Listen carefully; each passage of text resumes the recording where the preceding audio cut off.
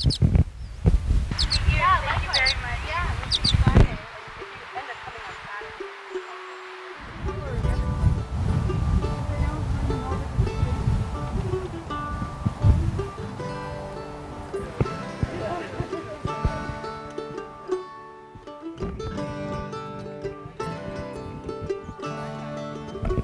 A bit of history about the farm.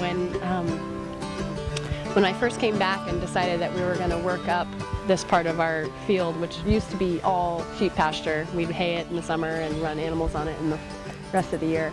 There was a little bit of an outcry because we often in the summer had baseball games here, community-wide baseball games, and people would sit under this tree actually on hay bales, and someone would kill a lamb and bring it and hang it from the tree and carve off the back strap and throw it on the grill, and everyone else would bring food, and we'd have these impromptu softball parties that were awesome. They were just so much fun, all these kids and parents and friends and family. So we called them home plate parties. Well, when we were playing baseball, they were just softball parties, but then we actually worked up all this ground and transformed it into this pretty diverse farm. And in order to sort of commemorate those gatherings, we started having what we called home plate gatherings, home plate parties, which basically were the same idea minus the softball because artichokes are now in the way. But fortunately, the tradition of coming together on the farm is still really persisted, and usually once a month we'll just pick a day, pick a Saturday, and all gather and have a lot of food and a lot of fun and play corn toss and horseshoes and you name it. So we're trying to figure out where the softball field can now be relocated to, because everyone misses softball, but for now we at least have a bonfire and a great place to gather with everyone. Exciting here because I do think there's a little bit of a counter trend in North Curry County, just because there are a number of businesses locally that have sprouted up in the last 5 years, I'd say, that are focusing more on marketing directly to the eaters here.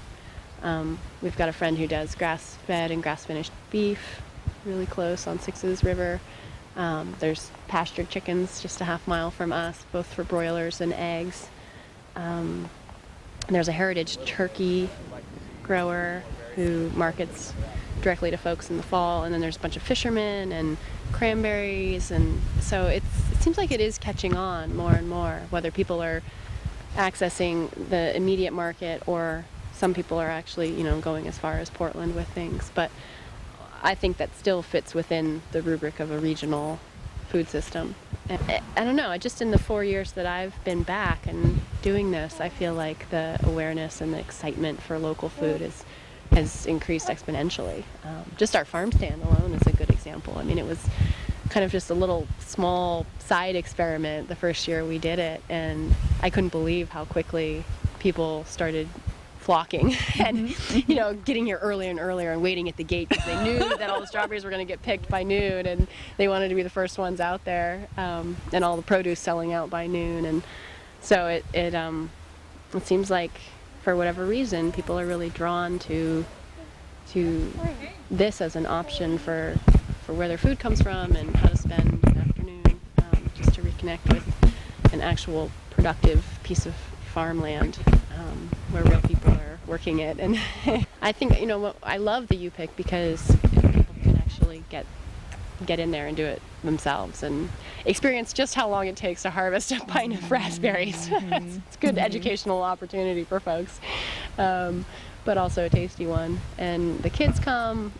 people make this their meeting point and, have a little picnic in the day of it.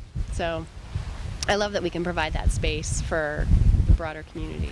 Group of apple trees. My nephew's name is Pippin, and he's 1.5 years. And my sister's just passionate about grafting apple trees, has grafted a whole bunch of trees that she's going to plant and weave into a jungle gym for him. So he may well be way too old and uninterested in jungle gyms by the time it's big enough to be climbed on, but it'll be a fun project nonetheless. So. Part of the cost is just the fact that cost of production is a lot more for the farmer, in the form of labor and inputs. And you know, that has to be reflected in the consumer's final price, or else there are no farms. Yeah, it's one of the big challenges, I think, is helping the consumer understand what it actually takes to grow the food that finally ends up on their plate. And I think, you know, like I was saying earlier about U-Pick, I think it's one of the real important aspects of having some U-Pick opportunity for a community, because they'll learn very quickly. I mean, our CSA members, when they come and pick their own raspberries, learn very quickly why it is that we're only capable of picking so many berries for them and getting them into their totes every week, because it takes forever. And the cost to do it is really high. Is it nap time almost? It is. So where's she going to take a nap? On my back. Oh, okay. Yep. This is the new routine. Yeah, that is her sound. I'm going to sleep. Went from the chest. Yeah, probably. Yeah. It's been a great transition, actually. It's way more comfortable to have her on my back, and I can do everything I need to do. Yeah, you were talking about how to balance. Yeah. Right. She's going underground. Zula, did you get that rat? Did you get it? It is a process, getting your soil right where you want it, and it's been exciting because after 4 years, we take a soil test, a soil sample every February, and send it in, get it analyzed, get our results back. And in those 4 years, we've been cover cropping every winter, so a mixture of nitrogen-fixing crops like clovers, peas, beans, and then different grains that are more of contributing biomass and organic matter to the soil. And it's been great because our organic matter has actually held steady the whole time, which is as much as you could hope for in a system like this where you're actually tilling the ground quite a bit, because every time you turn the soil you're burning up organic matter. So that's one of the biggest problems often in systems where there's high tillage, intensive tillage.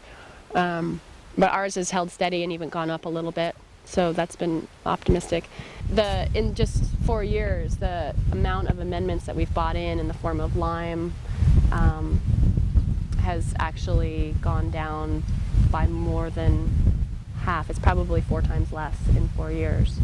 I think the first year we bought in 12 tons of amendments, and this year we only bought in 3. Yeah, so we're really grateful for that, and to have such a wonderful piece of bottomland that, you know, is just a beautiful sandy loam and not a rock to be found. It's really a gift to get to farm on ground like this, for sure. So, and yeah, I mean, it's all thanks to the river.